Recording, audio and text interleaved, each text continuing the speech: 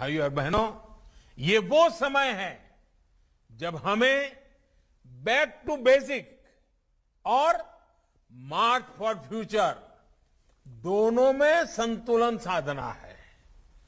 जब मैं back to basic कहता हूं, तब मेरा आशय हमारी पारंपरिक कृषि की उस ताकत से है जिसमें आज की अधिकतर चुनौतियों से जुड़ा सुरक्षा कवच था।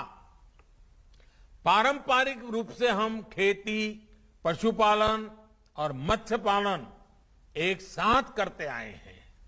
इसके अलावा एक साथ एक ही खेत में एक ही समय पर कई फसलों को भी उगाया जाता था। यानी पहले हमारे देश की एग्रीकल्चर मल्टीकल्चर थी, लेकिन ये धीरे धीरे मोनोकल्चर में बदलती चली गई। भिन्न भिन्न परिस्थितियों की वजह से किसान एक ही फसल उगाने लग गया। इस स्थिति को भी हमें मिलकर बदलना ही होगा। आज जब क्लाइमेट चेंज की चुनौती बढ़ रही है, तो हमें अपने कार्यों की गति को भी बढ़ाना होगा। बीते वर्षों में इसी भावना को हमने किसानों की आय में बढ़ोतरी करने के लिए भी प्रोत्साहित किया है। किसान को सिर्फ फसल आधारित इनकम सिस्टम से बाहर निकालकर उन्हें वैल्यू एडिशन और खेती के अन्य विकल्पों के लिए भी प्रेरित किया जा रहा है। और छोटे किसानों को इसकी बहुत जरूरत है, और इसलिए हमने पूरा ध्यान 100 में से 80 जो छोटे किसान हैं उन पर लगाना ही है।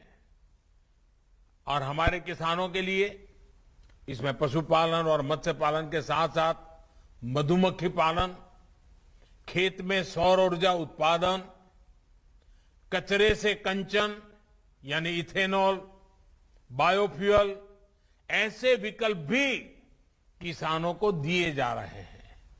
मुझे खुशी है कि छत्तीसगढ़ समेत देश के किसान इन्हीं तेजी से इन सारी नई नई बातों को अपना रहे हैं। खेती के साथ साथ 2-4 और चीजों का विस्तार कर रहे हैं। साथियों, मौसम की स्थानीय परिस्थितियों के अनुसार फसलों का उत्पादन हमारी पारंपरिक कृषि की एक और ताकत है। जहां सूखा रहता है, वहां उस प्रकार की फसलों का उत्पादन होता है। जहां बाढ़ रहती है, पानी ज्यादा रहता है, जहां बर्फ रहती है, वहां उस प्रकार की फसलें उगाई जाती हैं। मौसम के हिसाब से उगाई जाने वाली इन फसलों में न्यूट्रिशन वैल्यू भी ज्यादा रहती है। विशेष रूप से जो हमारे मोटे अनाज मिलेट्स हैं, उनका बहुत महत्व है। एक्सपर्ट्स कहते हैं कि हमारे स्वास्थ्य को मजबूती देते हैं। इसलिए आज की लाइफस्टाइल में जिस प्रकार की बीमारियां बढ़ रही हैं, उनको देखते हुए हमारे इन मिलेट्स की डिमांड बहुत अधिक बढ़ रही है। मेरे किसान भाइयों बहनों, आपको जानकर के खुशी हुई, भारत के प्रयासों से ही यूएनओ संयुक्त राष्ट्र संघ ने अगले वर्ष यानी 2023 को इंटरनेशनल ईयर ऑफ मिलेट्स घोषित किया है। ये मिलेट्स की खेती की हमारी परंपरा हमारे अनाज को अंतर्राष्ट्रीय स्तर पर शोकेस करने का और नए बाजार तलाशने का बहुत बड़ा अवसर है। लेकिन इसके लिए अभी से काम करना पड़ेगा। आज इस अवसर पर मैं देश के सभी सामाजिक स्वैच्छिक संगठनों से कहूंगा कि मिलेट से जुड़े फूड फेस्टिवल लगाएं।